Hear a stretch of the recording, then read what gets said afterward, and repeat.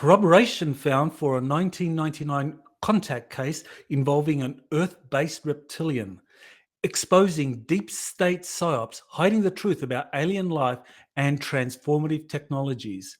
Recent whistleblower testimony confirms the existence of a confiscated film footage of a UFO shooting down a dummy nuclear missile in 1964 over Big Sur, California. Dr. Hal Puthoff reveals how corporations take full control of materials from retrieved alien spacecraft. Space Force creates a Space Futures Command that will partner with corporations in coming up with the best ideas on what space technologies to develop.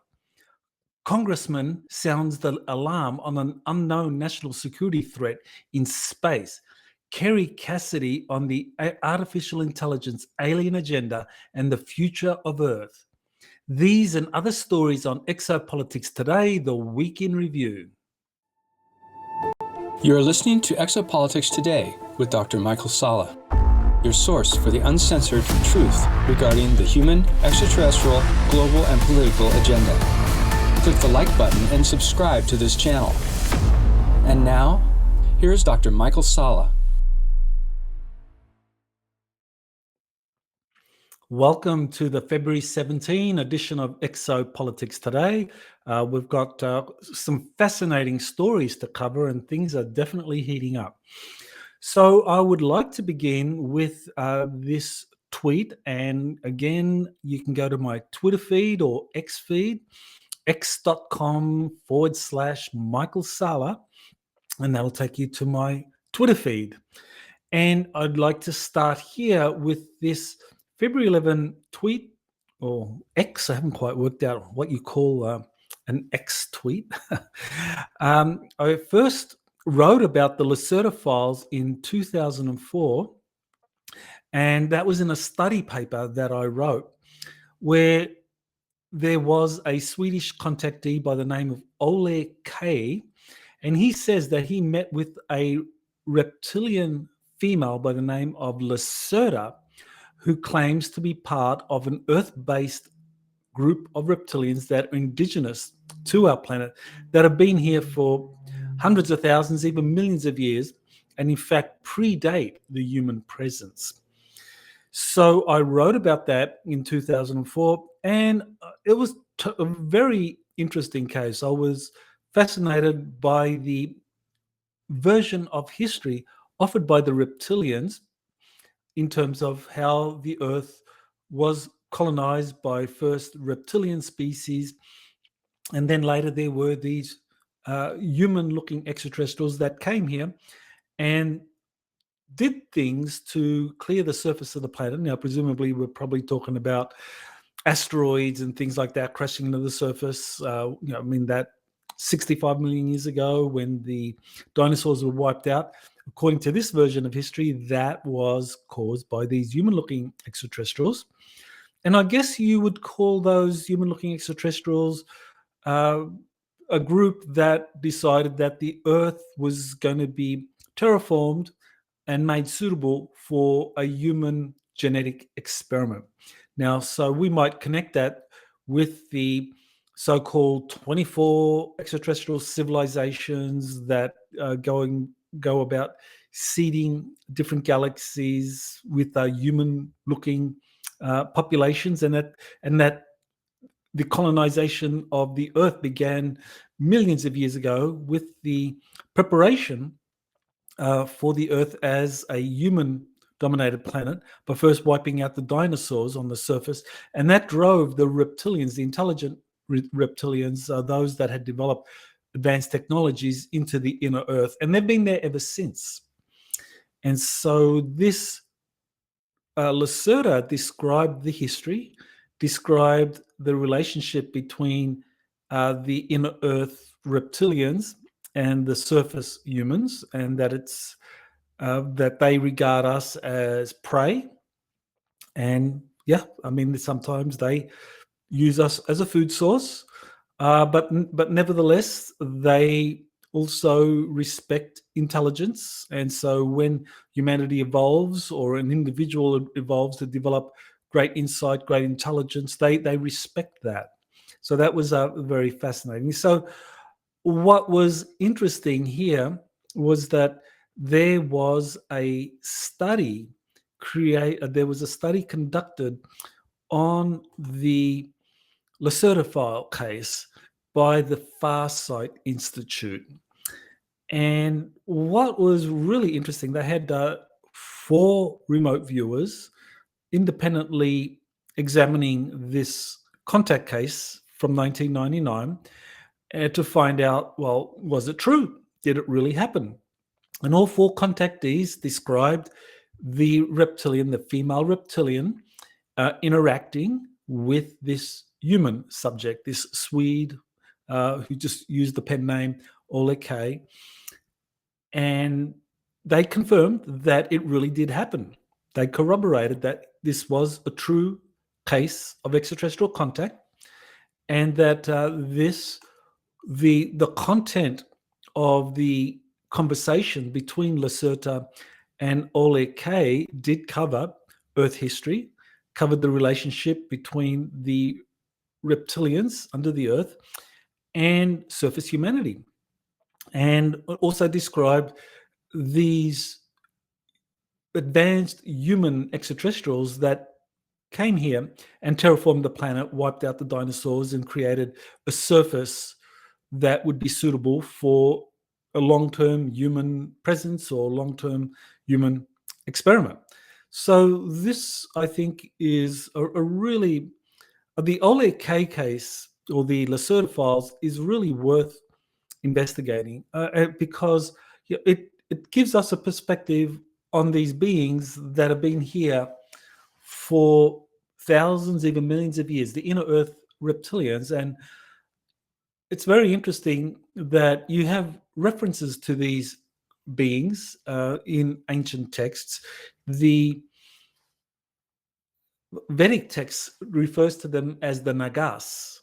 So you have the Nagas, and then in the Bible, there is references to these serpent people, or the serpent people, the snake people. So I think these are references to reptilians, and it's very important to distinguish between these Earth-based indigenous reptilians with the Draco reptilians, who are an off-world species that come to the Earth, and they have a kind of imperialist agenda. So that's important to distinguish between those two groups, because they are very, very different. And I think people can very easily confuse them. Now, the information about the reptilians, the Lacerda files, I think that this Farsight Institute coverage of it is very helpful for understanding the fact that there was this interaction, there was this history given to surface humanity of the inner Earth reptilians by Lacerda. And what I thought was kind of like something that wasn't correctly described was the relationship between these reptilians and the cigar-shaped ships that are being seen over the Earth. That the indigenous reptilians that were described in this remote viewing used cigar-shaped ships. And some of those ships had been seen, many of those ships had been seen in the sky.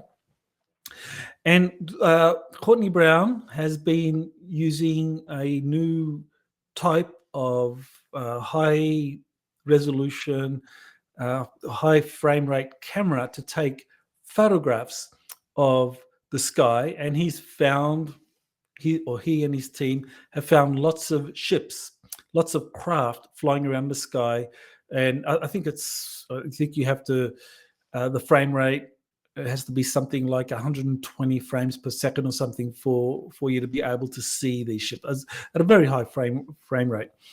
Now, and he's observed that these are cigar-shaped ships. Now, according to Courtney Brown, he believes that these belong to the Draco reptilians, and I think that is a mistake. I think, and that's where there's a confusion between the Earth-based reptilians that do use these cigar-shaped ships and the Draco reptilians who use kind of more delta-shaped craft that others have described, kind of like almost like something some of those kind of like Imperial cruisers in the Star Wars movies, that they are kind of closer to what the reptilians use.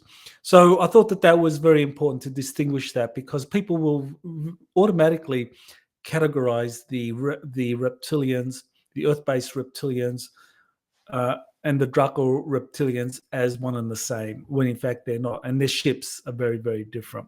And of course, the other thing is that we also use cigar-shaped craft. That is kind of like a very common design used in secret space programs.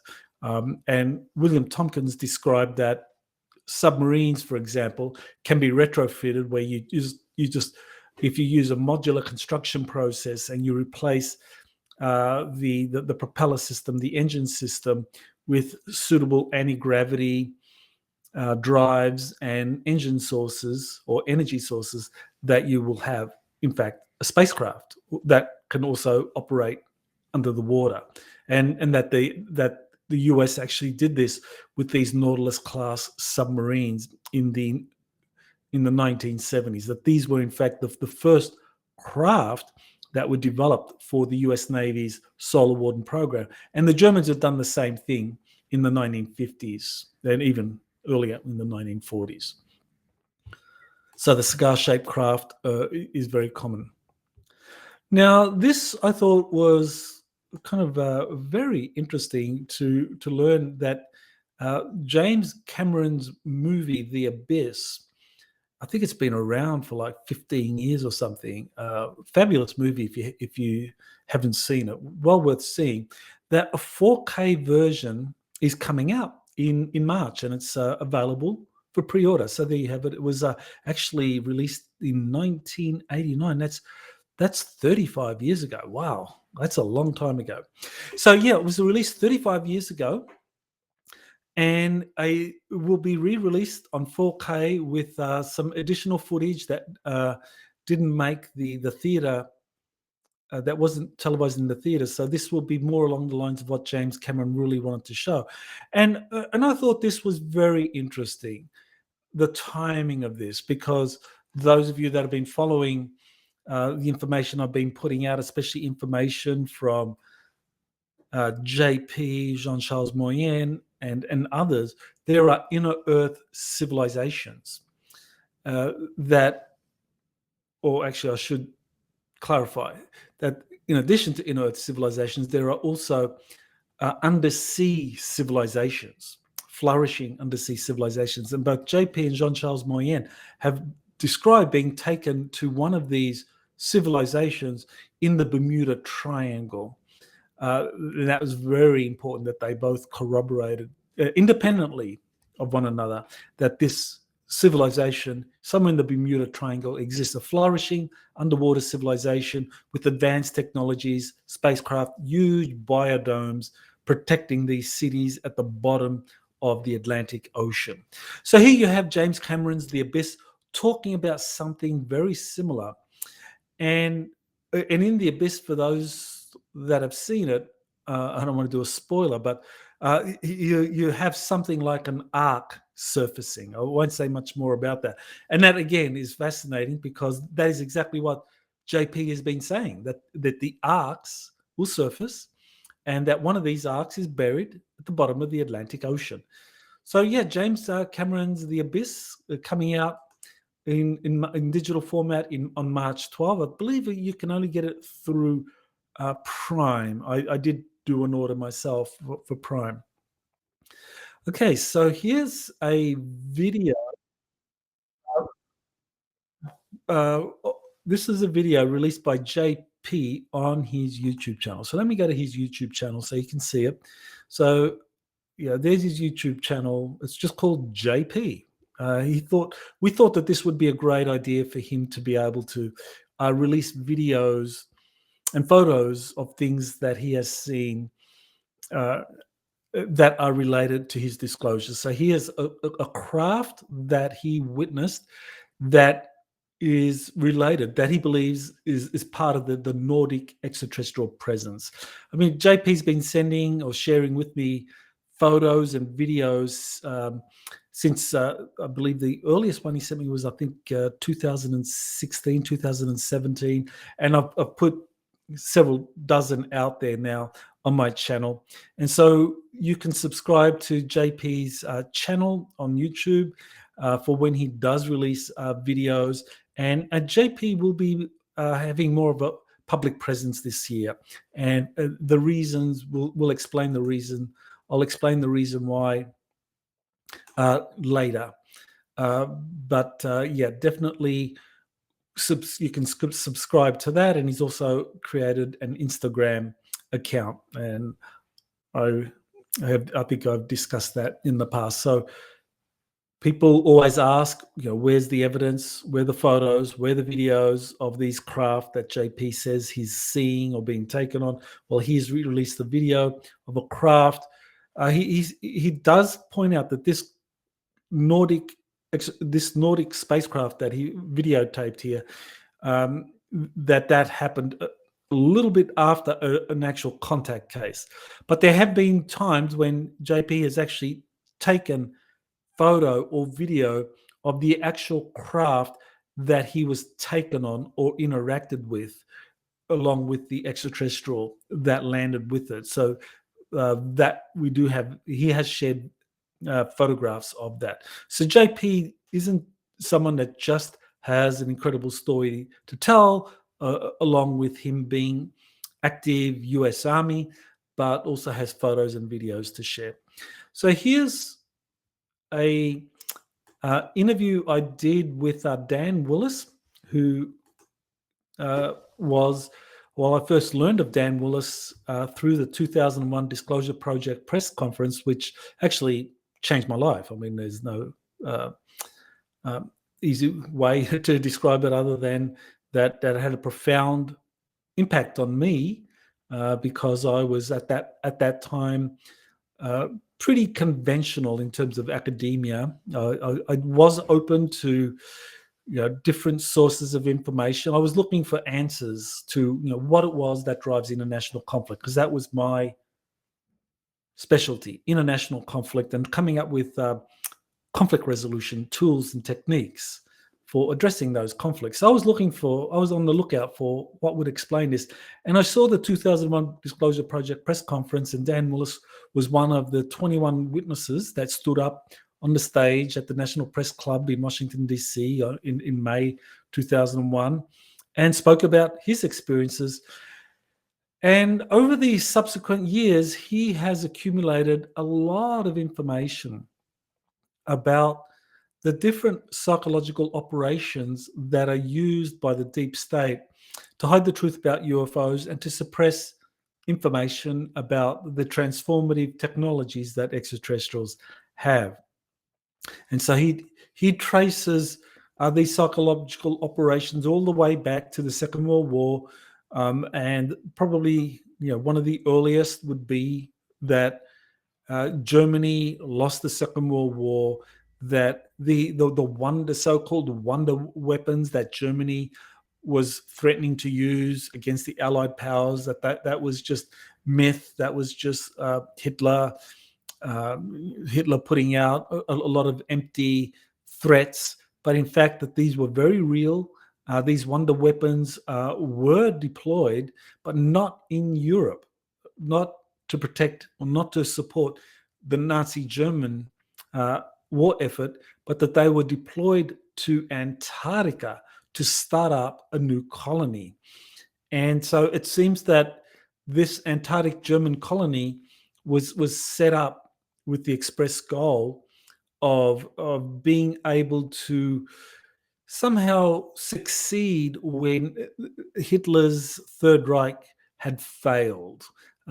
Hitler thought that brute force would be the way in which this kind of Aryan Nazi vision would be achieved. And those that went to Antarctica, they were nationalists. They belonged to German secret societies, and they didn't have that same worldview. They believed that rather than seeing the rest of the world divided up into different kind of like racial groups where some were superior, some were inferior, some were kind of middle of the road that you could exploit. That in fact that the German secret societies looked at the world in a different way, looked at it in terms of a caste system. That you have in all societies, you have your warrior caste, you have your worker class, your scientific caste, you have your religious caste, and you have your entrepreneurial caste. And so they would find that the best way to achieve global hegemony was to reach agreements with their peers in other countries. And so that's exactly what happened. The Antarctic Germans did that. They reached agreements with their peers in Europe and in the United States. And through those agreements, they were able to flourish and grow to become a powerful force behind the scenes, influencing global affairs. So Dan Willis discussed that, and he discussed a total of 10 psychological operations that were set up to hide that and other aspects of UFOs. And one of the things that I know Dan Willis really spent a lot of time on was the development and release of alternative energy technologies, that he spent a lot of time trying to assist inventors to come up with these new technologies and to release these. But those efforts were always sabotaged. Inventors disappeared, or their inventions were classified under national security orders. So various strategies were used to hide those advanced energy systems, exotic anti-gravity and torsion field propulsion systems, another set of advanced technologies that were also hidden from the general public. The so-called Fermi paradox that was first raised by the scientist Enrico Fermi, who said that, well, the universe should be teeming with extraterrestrial life, but if there's life out there, where are they? Well, how come we haven't seen them? When in fact, the truth was that, yes, they've arrived. They met with government and military representatives, even reached agreements with military and government representatives. And to hide that, you had these people like Enrico Fermi coming up with these paradoxes, the Fermi paradox, saying, well, where are they? I mean, they're landing on military bases, making agreements, but yet you have the scientific community. And I believe that Enrico Fermi was probably one of those, at best, let's just say he wasn't read in. Let's just say that as far as he knew, this wasn't real. But I doubt it. I think he was someone that was involved at the highest level with the development of the atomic bomb. He would have been a consultant on these various efforts to study the propulsion systems and energy systems of retrieved extraterrestrial spacecraft, to understand them. So I think Fermi knew, and so he came up with this paradox because he became part of the psychological operation, as did other prominent scientists. So those are the type of issues we discuss in that interview. So well worth watching. So here I now go to this recent whistleblower testimony confirming the existence of confiscated film footage of a UFO shooting down a nuclear missile, a dummy nuclear missile, over Big Sur in California, and this is based on, I think it was Luis Elizondo, who came forward to corroborate the testimony of Air Force officers, Lieutenant Robert Jacobs and Major Florence Mansman, who worked at Vandenberg Air Force Base back in 1964. That was in September, when a dummy nuclear missile was being flight tested, and their job was to take video footage of that dummy test just to ascertain its performance and so forth. But what happened was that a UFO interacted with it, flew around it several times, and shot some kind of laser at it, and the missile malfunctioned. And so that was something that was then captured on video, and Jacobs became a whistleblower. He was one of the Disclosure Project whistleblowers, and he talked about that. And they described the incident and how the CIA confiscated the film footage, and they never saw anything about it. So that was back in 1964. So recently, Luis Elizondo confirmed to a US Senate investigator that he had seen that Robert Jacobs film footage. So that is pretty significant, because it means that here you have a third person, Elizondo, saying that the film footage exists and it is being held in the Pentagon. So this could well be one of those pieces of historical UFO evidence that is going to be released eventually as part of this new UAP records collection that's been created in the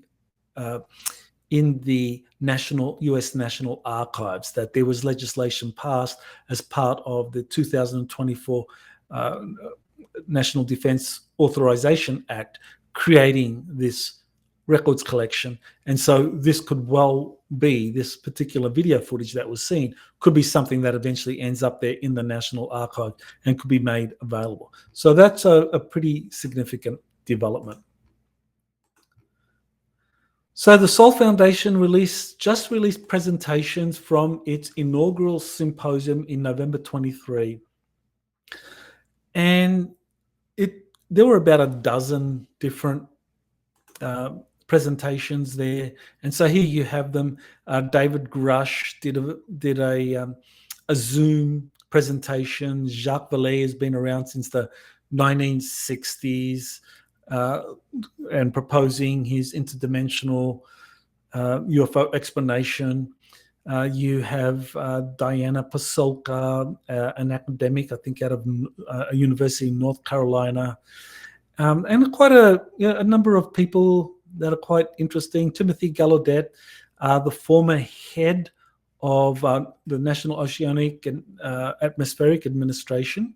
So he's the guy that would know about what's happening under the ocean. So I talked earlier about the abyss and the testimonies of Jean-Charles Moyen and JP about undersea civilizations. Well, this would be the guy who would know something about a retired rear admiral who, for a short, up until I think it was up until 2009, was the acting head, or maybe it was 2019. He was the acting head of NOAA. Christopher Mellon, who served with the U.S. Defense Department in intelligence and security capacity. So some very interesting figures, but the real question is, are these different academics that are trying to present the UFO data in a way that appeals to a kind of uninformed, skeptical academic community? So in that regard, they are taking the scientific approach as like, here's the evidence, here's why this is a serious phenomenon and you need to take it seriously. So for those in academia that just have been oblivious to this phenomenon, I think the Sol Foundation is doing good work. I mean, they are presenting data that would appeal to that constituency. Now, when it comes to those of us who have been studying this phenomenon for decades, the Sol Foundation isn't presenting much that's new, if any, that's new. it appears to be playing more of a gatekeeper role, and that's unfortunate. That those of us that have been interviewing whistleblowers, and for example, why isn't Dr. Stephen Greer part of the Sol Foundation? Why haven't they brought him in? I mean, he's interviewed more whistleblowers than anyone else, credible people from the military industrial complex. He knows how the system works. So why aren't they bringing Greer in? And I would guess that the reason why they're not bringing Greer in is because that they are following a particular narrative to present to the general public a limited hangout that yes, some of these extraterrestrial craft have been retrieved. Yes, they do involve non-human intelligence, and corporations are trying to reverse engineer those. But unfortunately, these craft are too advanced to be understood and reverse engineered. It's like dropping a cell phone, a smartphone into Papua New Guinea or something, and expecting the tribesmen there to understand how it works. And let's go 20, 30 years ago, that no one would have known anything about cell phones, smartphones 30 years ago, and you drop one in Papua New Guinea or in an Amazonian region, and they wouldn't know it. So that's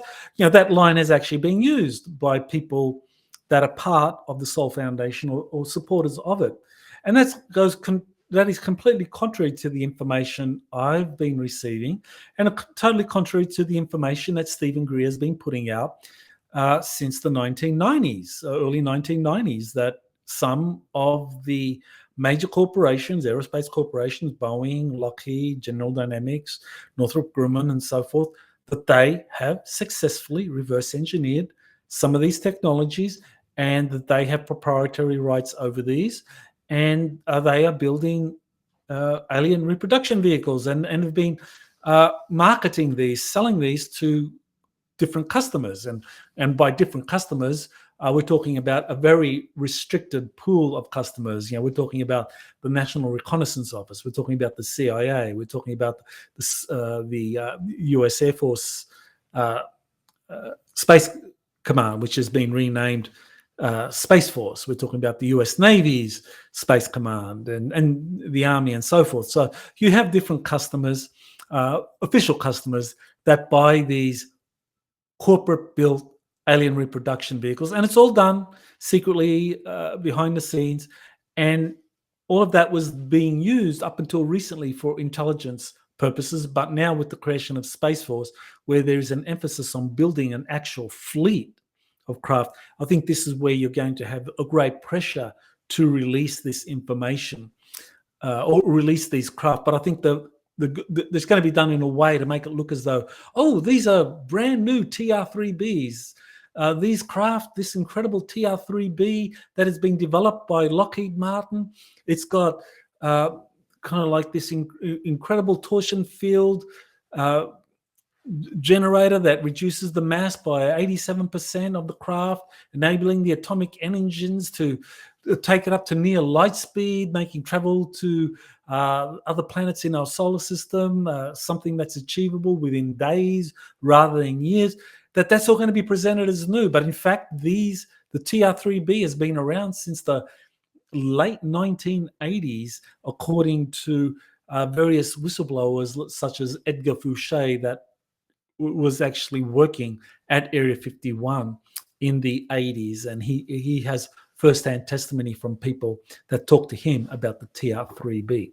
So I think this is what the Sol Foundation is doing. It's presenting a lot of information that will be helpful for those that are resistant or just totally uninformed about the UFO phenomenon, especially those within academia that have had their heads in the sand all this time.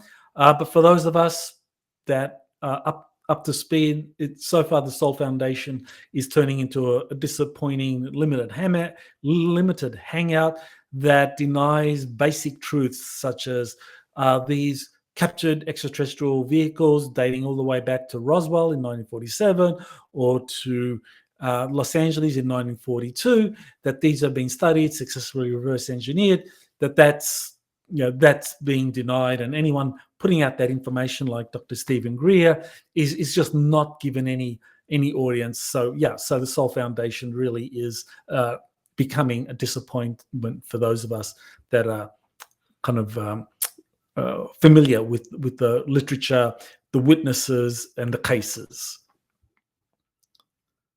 So Dr. Hal Puthoff, he was one of the presenters at the Soul Foundation, and I did watch his video, it seemed to be some sort of panel discussion, a Q&A, where he talked for about 18 minutes, and he made a very, very interesting revelation about the problems associated with UFO disclosure.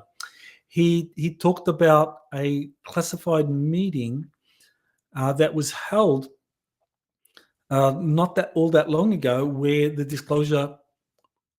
different disclosure options were discussed, and he described the opposition to disclosure, and that that event that occurred, I believe the date that was given was 2005, that event really stopped any kind of disclosure effort from moving forward, because when the people in attendance looked at all of the variables, all of the possible scenarios, they said, no, we don't want to do this.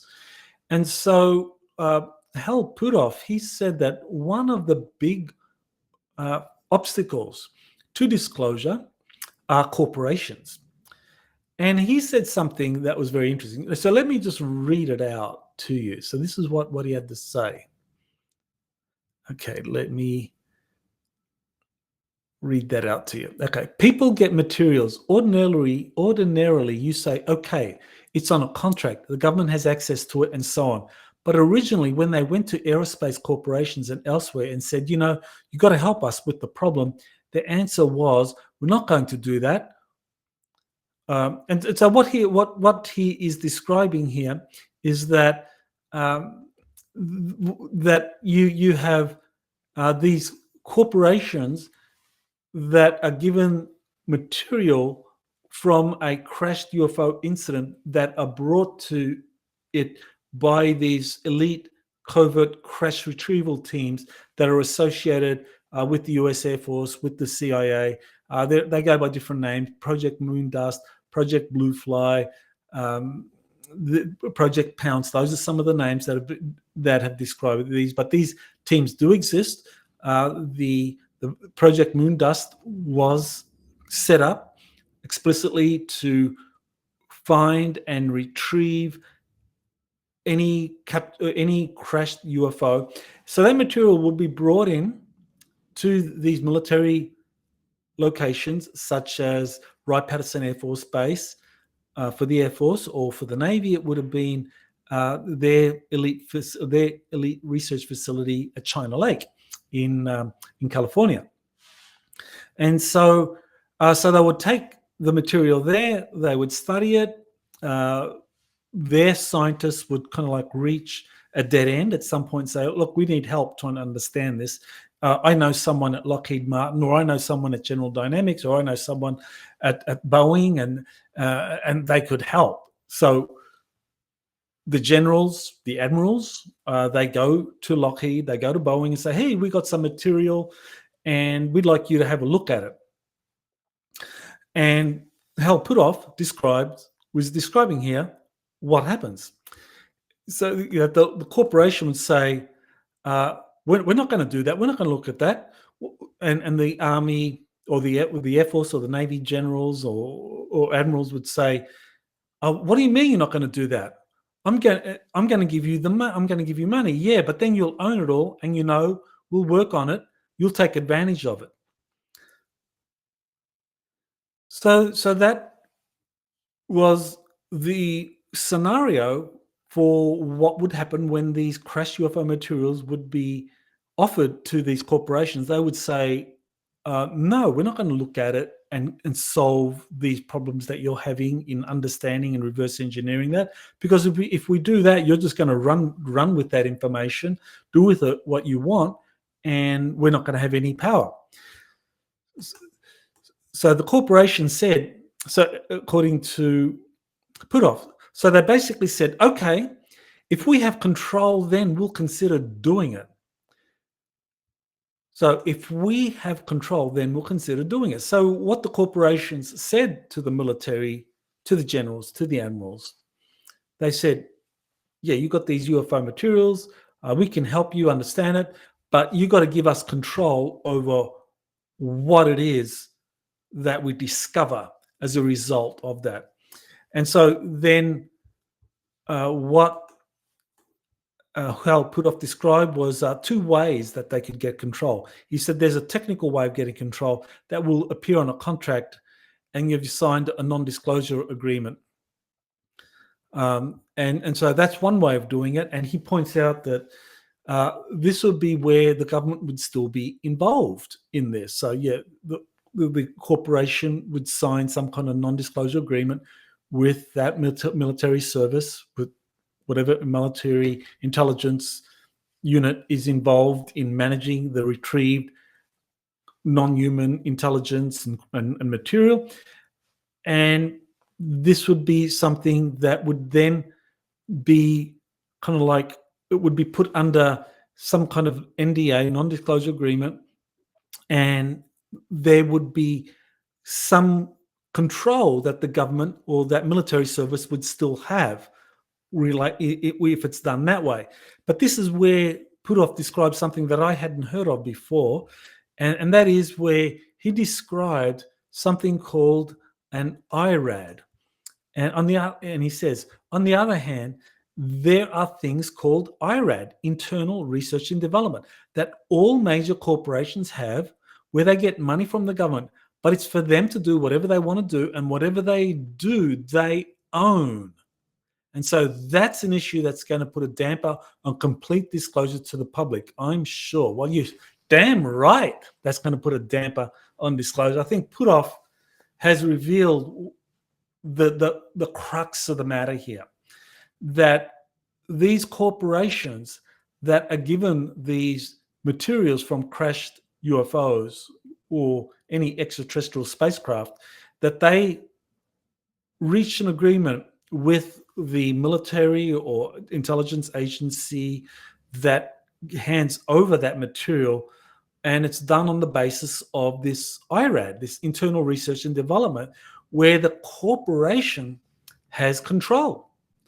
And they can do whatever they want, and that's not an issue. That puts a complete damper on disclosure. So that's the key obstacle here that Puthoff has described when it comes to disclosure of material that has come into the possession of corporations.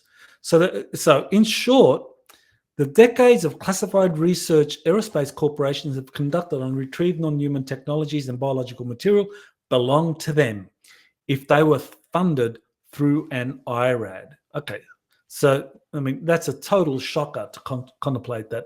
Somehow, publicly funded military and intelligence organizations that go to great trouble and expense and time and manpower resources to find, recover crashed alien spacecraft, whether in the United States, under the oceans, anywhere in the world, that the militaries that get this material and then they reach some kind of like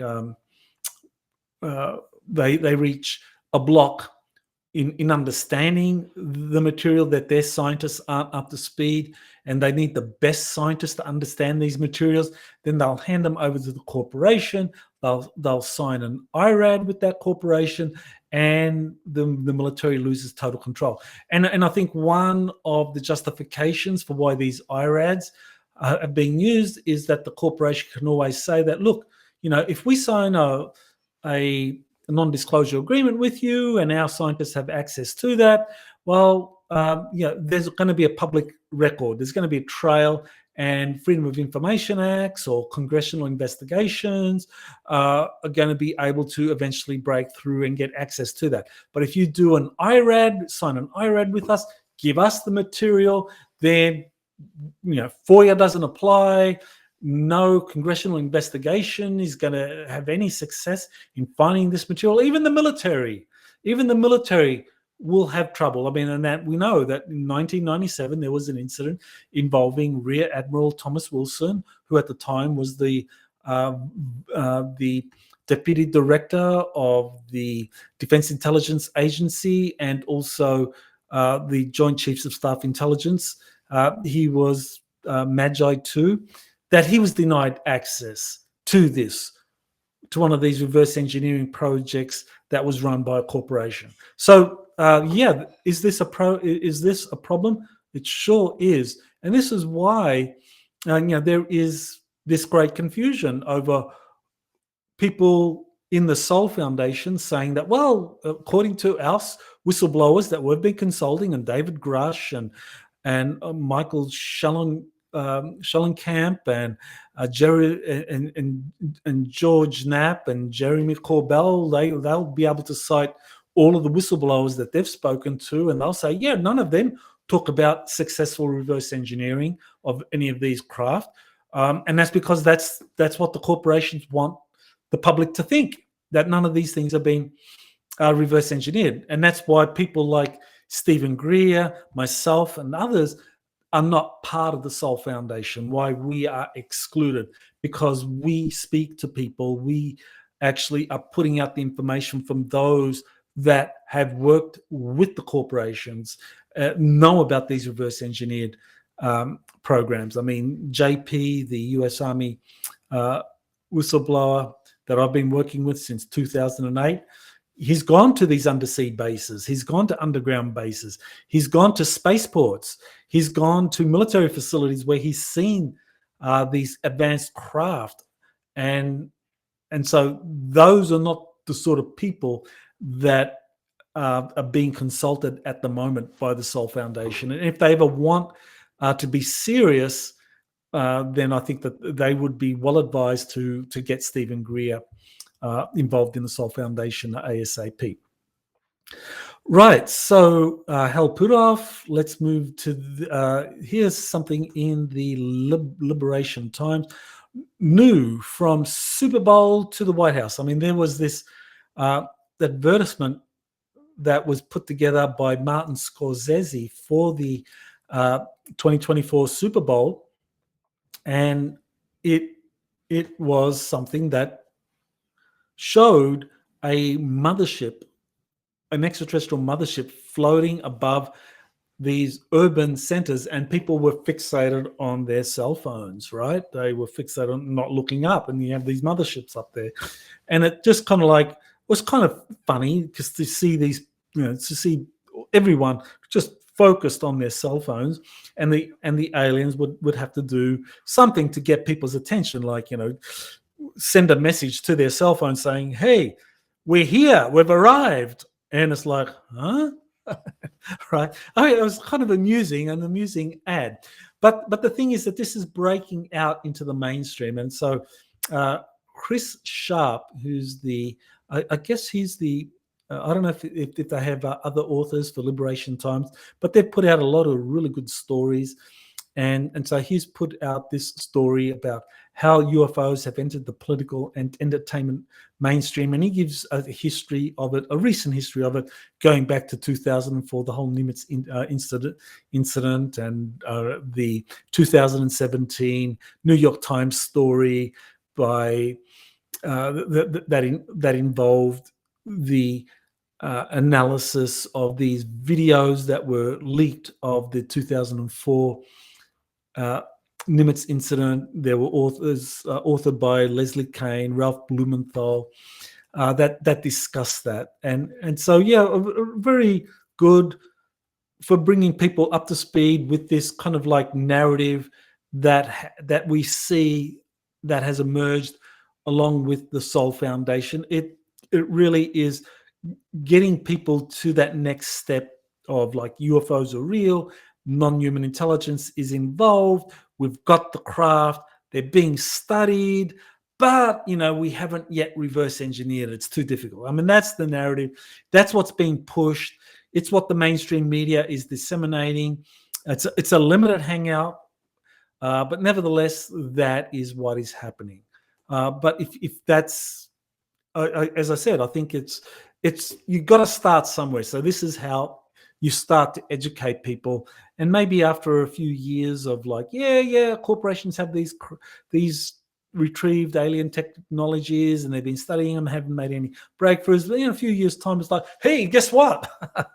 Then you roll out the TR-3Bs, the flying saucer fleets, and all of that. So yeah, that is coming. That's for sure.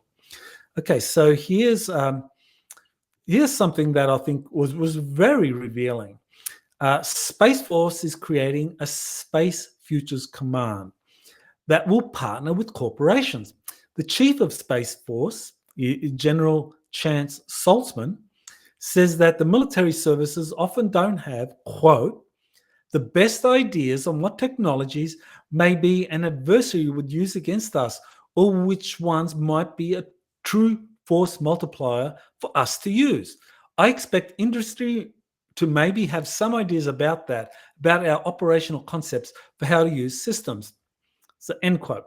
So to me, that sounds like Space Force is going to have major aerospace corporations play a leading role in saying what is possible or what is impossible when it comes to advanced space or to advanced technologies that are being developed, which, as I've been saying already, have been secretly reverse engineered from these captured extraterrestrial technologies, because the most advanced technologies are not being developed in military laboratories. They're being developed in corporate laboratories owned by Lockheed, Northrop Grumman, General Dynamics, Boeing, and so forth. So it stands to reason that if you want to know the most advanced technologies that could be used for military defense in space, that that you're going to go to the corporations. You're going to say, hey guys, tell us what are the best technologies to use, and we'll then convince our Congress to raise the funds for us to buy X number of these from you. And so so you have the military industrial complex just expanding with these acquisitions for advanced space technologies that will be used by Space Force to establish dominance in space. And so, just to give you an idea of what Space Force is going to need to do, you look at the US Air Force. I think there are, as far as I recall, 300 squadrons of Air Force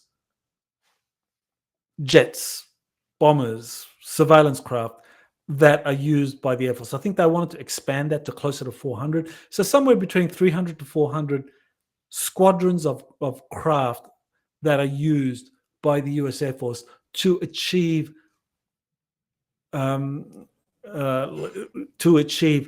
full spectrum dominance over the Earth. Okay, 300 to 400 squadrons. Space Force would look at all of that and say, yeah, that is what we need too. We need 300 to 400 squadrons of space fighters in the future, and you in the corporate world, you have the knowledge of how to develop these for us. And as I've been saying, these have been secretly developed for decades and have been used in secret space programs. But at some point, they're going to be rolled out very, very soon, I think, for Space Force. And Space Force is going to say, hey, look what our partners at Lockheed have just developed for us. Or at Boeing, they've developed this incredible thing of this triangle-shaped craft that we're going to call the TR-3X or whatever it is. So this is where I think Space Force is going, and it just shows the results of what I referred to earlier in terms of the agreements that were reached between those that hold the retrieved craft from these crashes, who hand them over to the corporations for development under these IRADs, internal research and development agreements.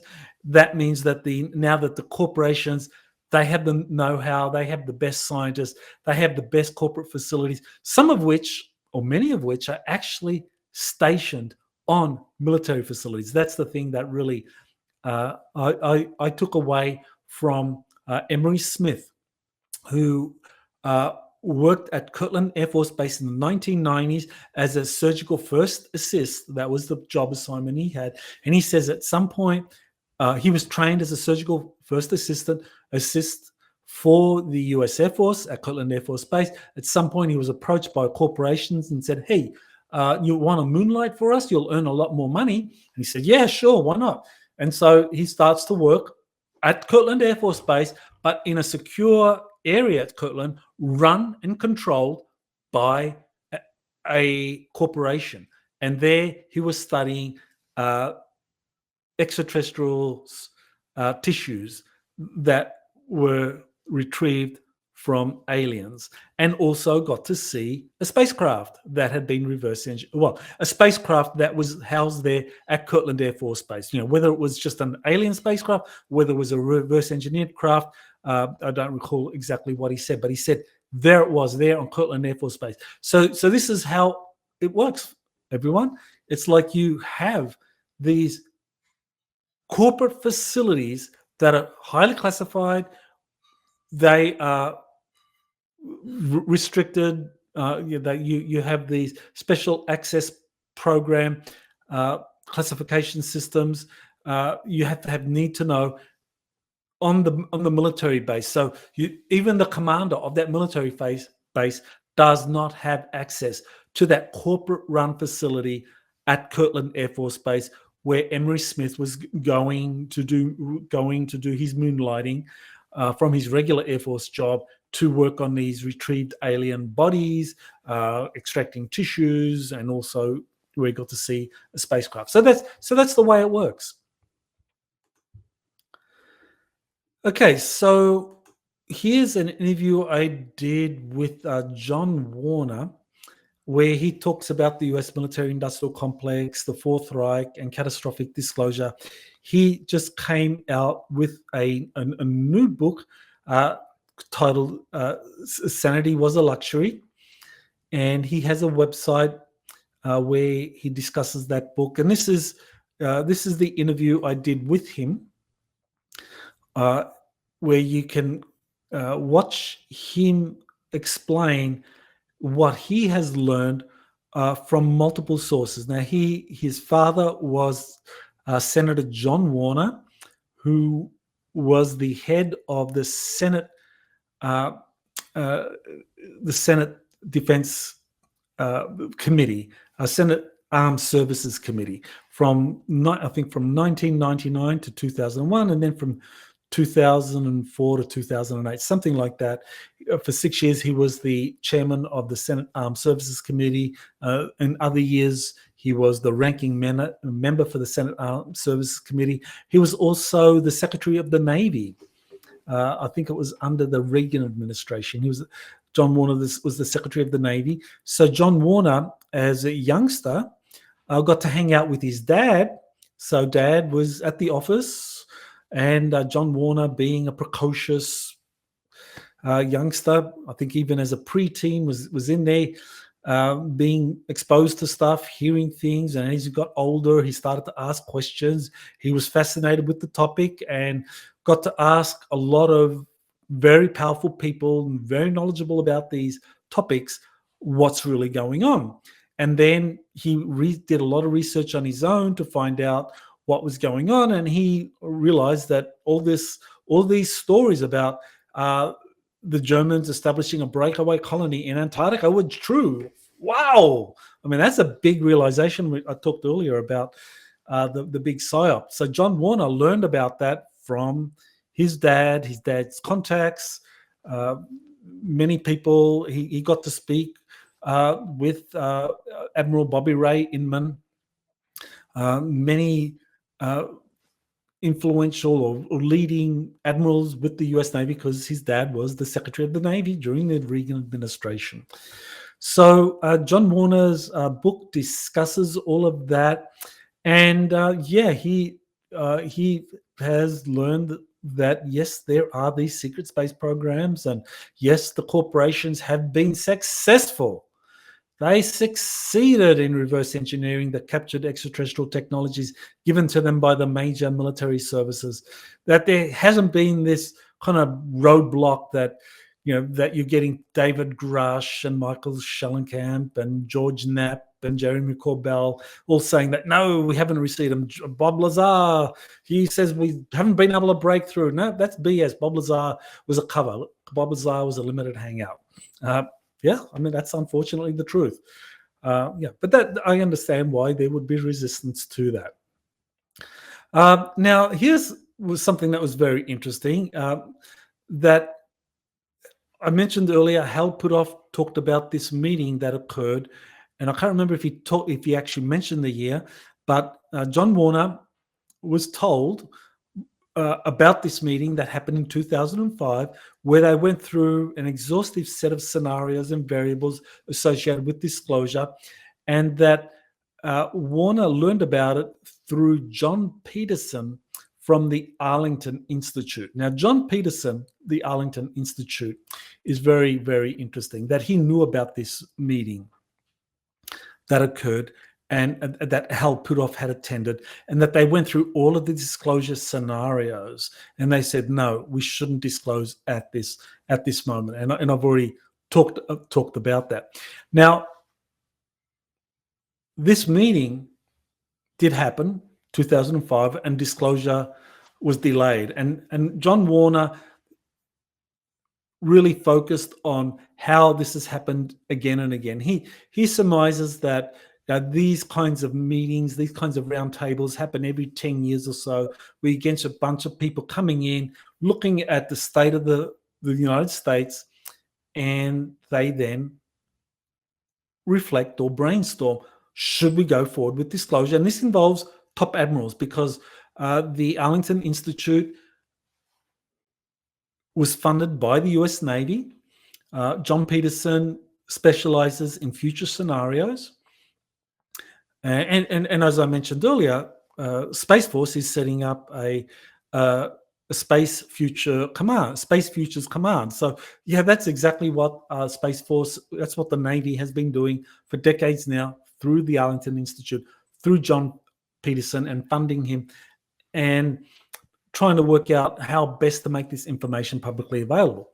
Now, the interesting thing, and I've mentioned this before, but I want to emphasize it again, is that John Peterson said that he has been told by 3 independent sources, his own sources, that the negative extraterrestrials were forced to leave our solar system by the good guys, by the positive extraterrestrials.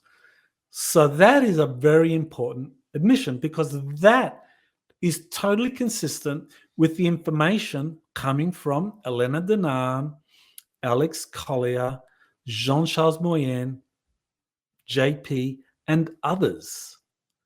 So there you have corroboration that the negative extraterrestrials have been forced to leave our solar system, and that in 2005 that they had a kind of brainstorming session before this development.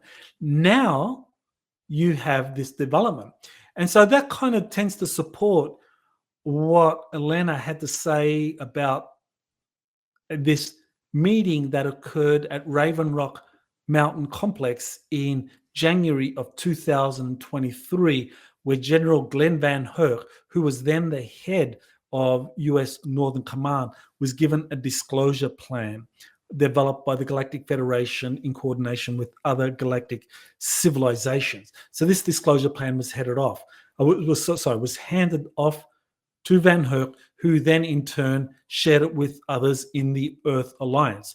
So that scenario that Elena described is corroborated by this information that John Warner got from John Peterson, that in fact these kind of discussions do happen on a regular basis. So presumably something similar did happen. There was another roundtable, and John Peterson got the intel that the negatives, extraterrestrials, had left. So that to me would be a really critical development, because if you think about it, if you're doing roundtable discussions regularly and you're saying, okay, look, this is the state of the planet.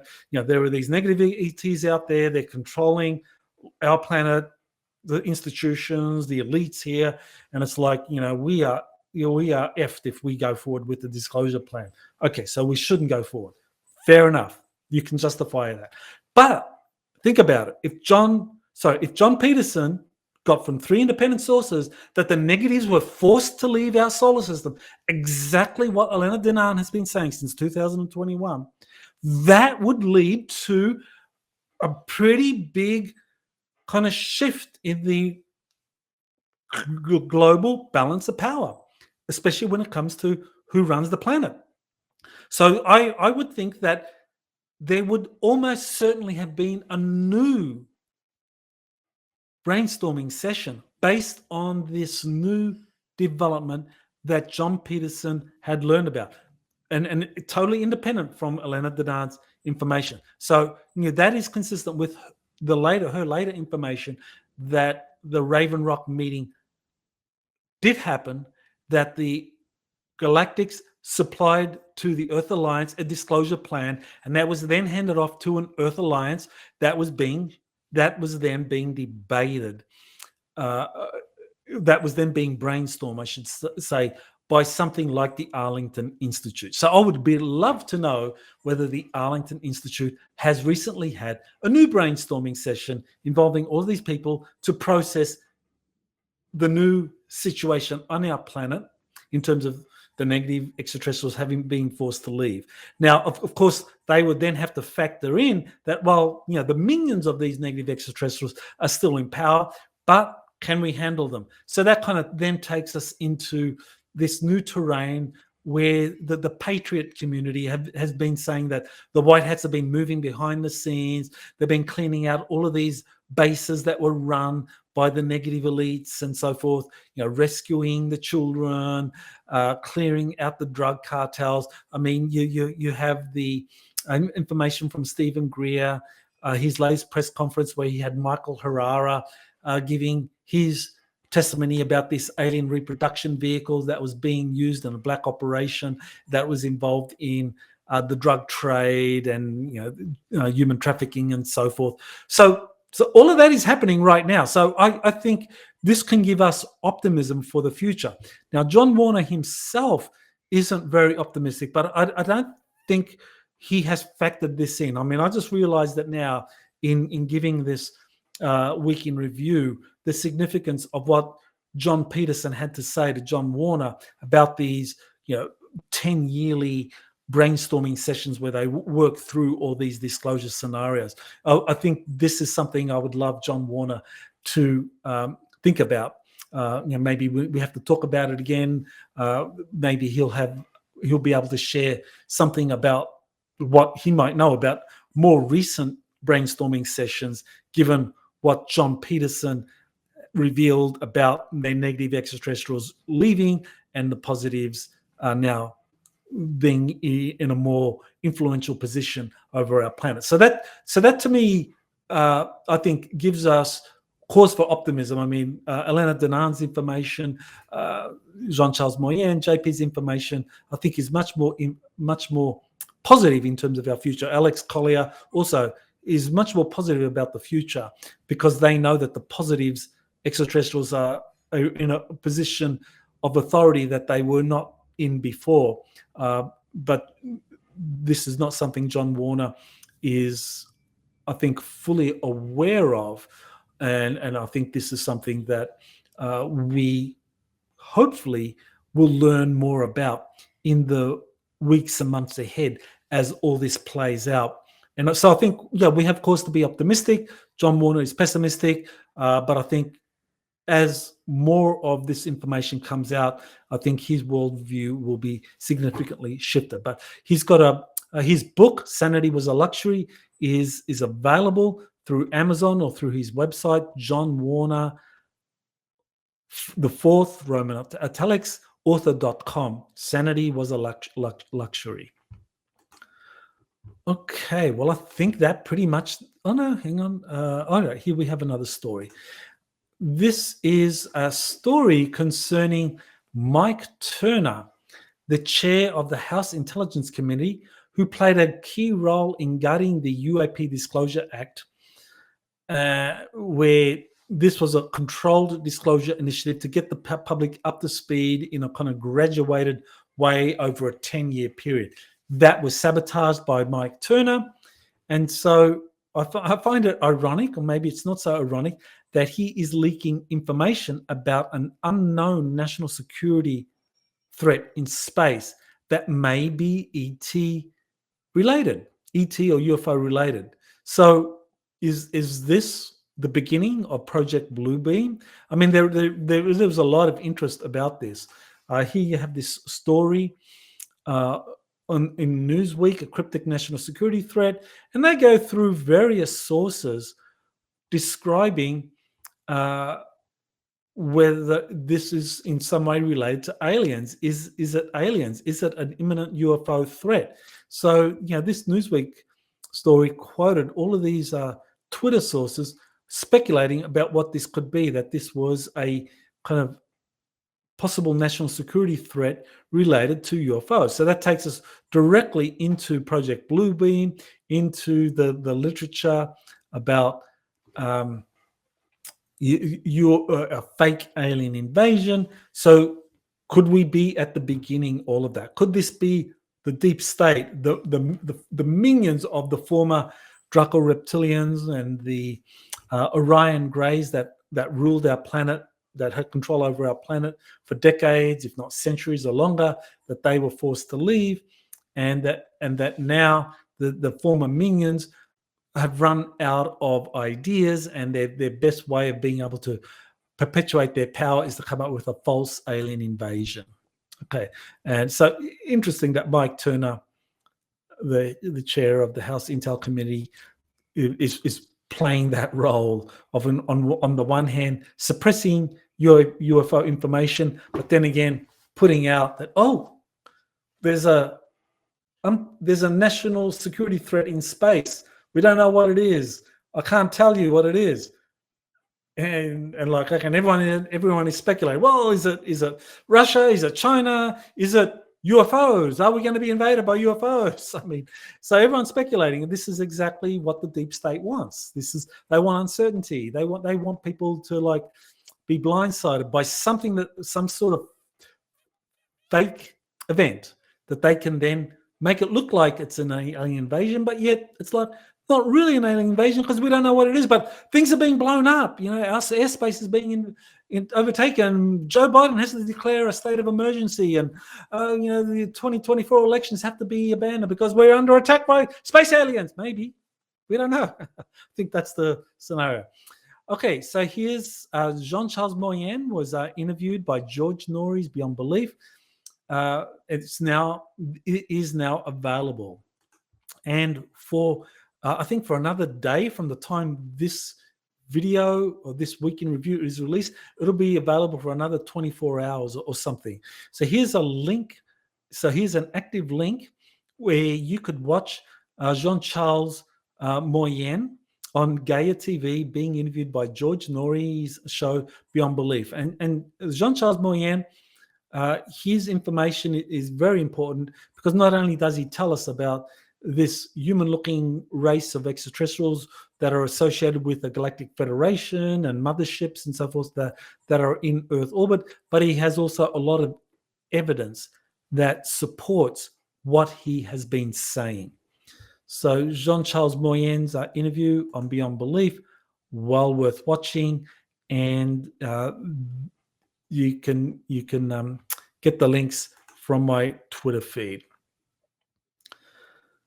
Okay, so here is a story that I'm going to finish on that I think is very important. Now, Kerry Cassidy, she has been interviewing whistleblowers, insiders for I think close to 20 years, I think 18 years or so forth.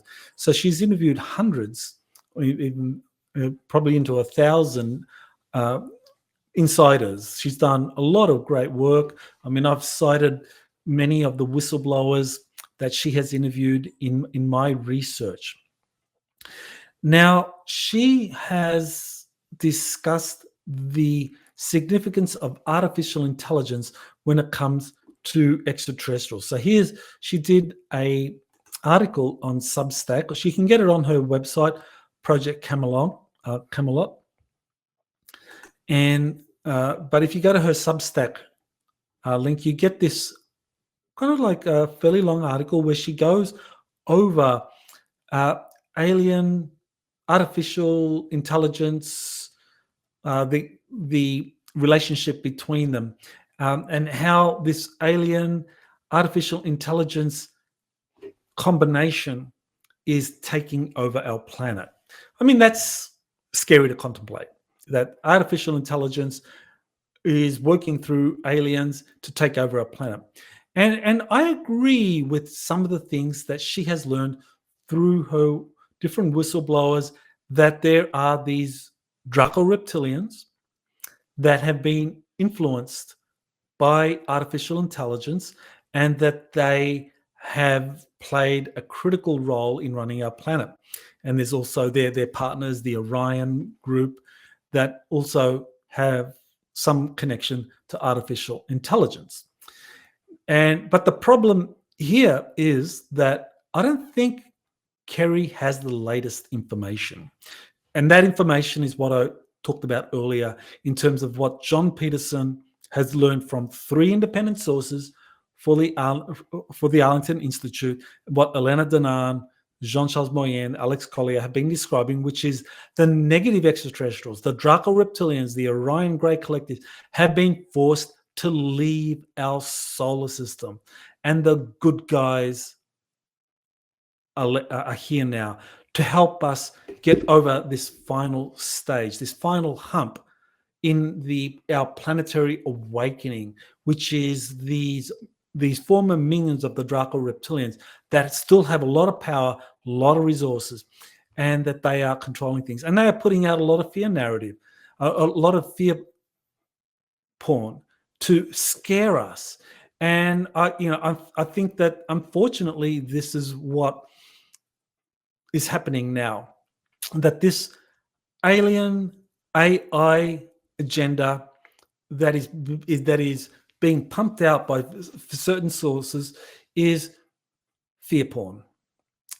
And I think that what they are also pumping out is this false narrative that these so-called Nordic, angelic, human-looking extraterrestrials that are here, that these are AI clones that are being built by the Draco reptilians and the Orion Greys to fool us. Okay? That's the agenda that's the narrative that is being put out. And it's wrong. It's simply wrong. And I've already mentioned the importance of John Peterson, the Arlington Institute, the independent sources he came up with, corroborating the information from Elena Danaan about the positive extraterrestrials. Now this is where I think Elena really needs to, this is where I think Kerry Cassidy, she needs to speak to Elena Danaan, no doubt about it. If Kerry, if you want to get on the right track here, I think you need to start talking to Elena Danaan, and if you don't talk with her, then Alex Collier also talks about the positive extraterrestrials relationship with AI, because what I think is being put out in by a lot of sources at the moment, not just Kerry Cassidy but others, they're putting out this narrative that the AI has infected the extraterrestrial hives that are now like in control of planet Earth or in influence over the Earth. I think that is limited, a limited understanding, that it's true that the AI have taken over and influenced the negative extraterrestrials such as the Draco reptilians and the Orion Greys. No dispute there. But they have been forced to leave our solar system. What does that mean for the for their former minions? I think that it is very possible that their former minions are influenced to some extent by AI. That is very, very possible. But the thing is that there are white hats, there are contactees, there are those that are working with the positive extraterrestrials who, for the first time, have much more influence over our Earth, over our planet. And they are working very, very hard to kind of like remove all of the infestations of the former Draco Orion control over our planet, to remove the AI influence that, this kind of black goo that Kerry and others have talked about, that has been influencing affairs on our planet, that the positive extraterrestrials, the Galactic Federation, the Andromeda Council, and others are removing all of that. That's a process. It's not immediate. So I think this is where, if you're going to talk about these issues, you need the latest information. And unfortunately, I don't think Kerry has the latest information. And that latest information is coming from people like John Peterson, Arlington Institute, Elena Danaan, Alex Collier, JP, and others. So maybe I need to have a discussion with Kerry about this. But I think that this is where we can have positive vision for the future, because ultimately the positive extraterrestrials know how to work with AI. The AI are integrated into their systems. So that's the critical information that I think is missing from Kerry's article here, that the positive extraterrestrials, the Andromedans, know how to integrate AI into their motherships in a way that is safe, completely controllable. It is not an either or. Either you totally exclude AI and go with some. I mean, I think that is not what the positive extraterrestrial alliances are telling us, that they have integrated AI into their technologies, into their motherships, and into their craft, into their operations, and they are able to control it and manage it. And I think this goes to a very important point about artificial intelligence that I think needs to be considered. Is artificial intelligence positive or negative? Is it good or is it evil? It all depends on the consciousness of the user. The Draco Reptilians were using AI for negative purposes. So the AI that developed through the Draco complex or through the Orion Grey Collective was negative. But the positive extraterrestrials, they use AI for positive purposes, for uplifting consciousness. So the AI will mirror that. So that's where you have the positive extraterrestrials that are able to integrate and work with AI in their ships, in their operations, in their suits, or whatever it is that they have integrated AI into, that is done in a way that is fully consistent. We're not talking about Draco Reptilian clones that are really secretly fooling contactees. I mean, that's a scenario, that's a narrative that's out there. And I have to call bullshit on that. That people that say, well, Elena Danaan, she's being fooled, that these guys, Thorhan, Valnek, and all of that, these are Nordic clones that are controlled by this AI intelligence that is in control of the Draco Reptilian. I mean, you just do not know. That is just fear porn. That is speculation. You can understand where different extraterrestrials are coming from when you connect at an empathic level with them. And there have been multiple sources that I think show that these extraterrestrials, these Nordic groups that are working with Elena, Alex, and others, are positive. You can connect with that. But anyway, I think I need to bring this week in review to a close. This has been a long one. There was a lot to talk about, a lot of really critical issues to discuss. So thank you for watching. Don't forget to like and share this week in review with others. I mean, I've noticed that the week in reviews and the other interviews on Exopolitics today The YouTube algorithms just shut them out. There's a lot of shadow banning happening, so you have to get this information out to the public. So send this video to anyone that you think would benefit from it. So thank you and aloha. You have been listening to Exopolitics today with Dr. Michael Salla. Please remember to like, share, and subscribe to this channel. Join or start a conversation in the comments. Take the time to explore the vast library of best-selling books, webinars, and podcasts by Dr. Salla. Visit exopoliticstoday.com.